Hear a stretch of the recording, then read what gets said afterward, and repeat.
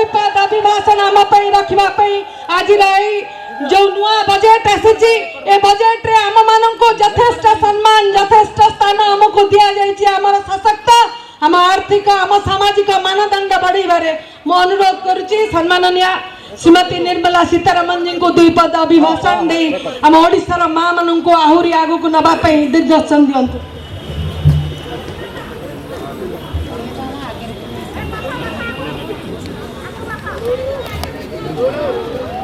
सबको नमस्कार। मंच पर विराजमान हमारा पार्टी के बहुत सीनियर नेता मंत्री, केंद्र सरकार में मेरे साथी धर्मेंद्र प्रधान जी और पार्लियामेंट में सदस्य और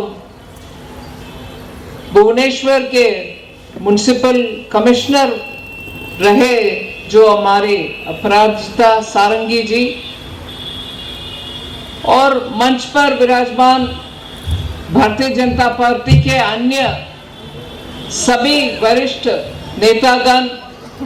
मेरे सामने इतने संख्या पर आए हुए महिला बहनों माताओं सबको मेरा नमस्कार।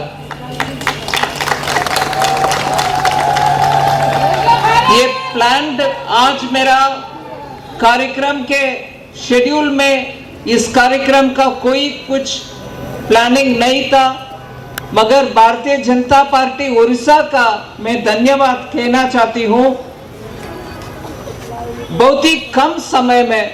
ऐसे एक अच्छा अपेक्ष मतलब विद अफेक्शन इतना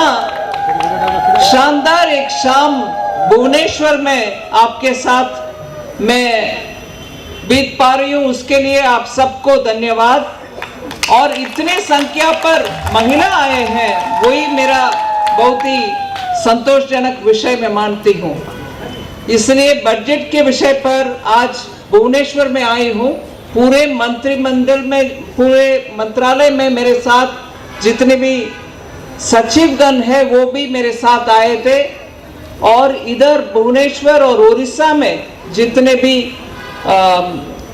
इंडस्ट्री के वरिष्ठ नेतागण हैं और चार्टर्ड अकाउंटेंट टैक्स कंसल्टेंट्स उन सब के साथ और छोटे बिजनेस करने वाले ट्रेडर हैं, बहुत सारे लोग के साथ इस साल पेश किया गया बजट में विषय क्या है इसके ऊपर चर्चा गोष्ठी सुबह हुई।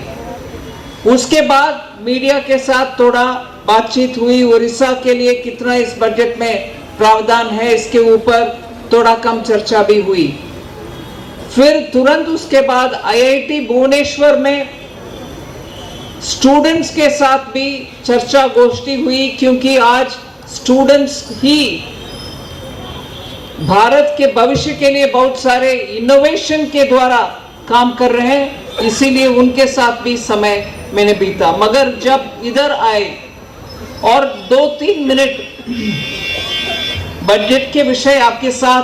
कहने को मन कर रहा है, इसीलिए कि इस बार माननीय प्रधानमंत्री नरेंद्र मोदी जी की कहने के कारण, वैसे पूरे 5 साल में मेरे अनुभव रहा कि माननीय प्रधानमंत्री जी हर विषय के ऊपर मेरे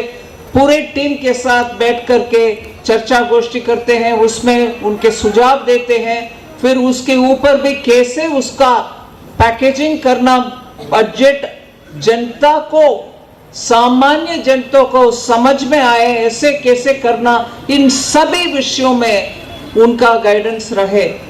और इसीलिए हर बार इस बजट के हर एक साल उन बजट के बाद में उससे और बेहतर कैसे करें जनता के हित में, इसके ऊपर भी चर्चा गोष्ठी होता है माननीय प्रधानमंत्री जी के सामने। मगर इस बार इसीलिए सिर्फ इस बार नहीं, पिछले 5 साल में मेरे अनुभव ऐसे ही रहा, मगर इस बार के विषय में मेरे सामने इतने सारे महिला हैं, इसीलिए मैं 2 विषय आपके सामने रखना चाह रही हूं जो बजट में है। महिला सेल्फ हेल्प ग्रुप, इसमें उड़िया में आप कैसे कहते हो मुझे मालूम नहीं, SSG जो स्वयं सहायता ग्रुप होते हैं, उन सब के लिए जहां भी वो ग्रामीण स्तर पर है या थोड़ा कम शहरों के नजदीक में है, हर एक एसएचजी के साथ उनसे बात करके उन सबको छोटे छोटे ग्रुप, एकदम छोटा ग्रुप को बहुत सारे छोटा ग्रुप के साथ इकट्ठा करके बड़ा ग्रुप बना करके उनको कैसे हम मदद देना है। मान लीजिए आप कुछ वस्तु तैयार करते हैं, उसको मार्केट बढ़ाने के लिए, दुनिया भर के मार्केट पहुंचाने के लिए आप बनाए जो वस्तु है उसको पहुंचाने के लिए क्या क्या कदम उठाना है। फिर आपके साथ एक प्रोफेशनल को बिठा करके आपके हिसाब किताब रखना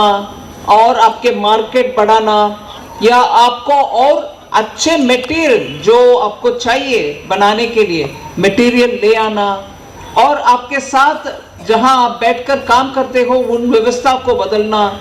और डिजिटल मार्केटिंग द्वारा आपको कितने सहायता ग्रुप से और मदद मिल पाएगा उसको कुछ करना। ऐसे बहुत बड़ा पैमाने में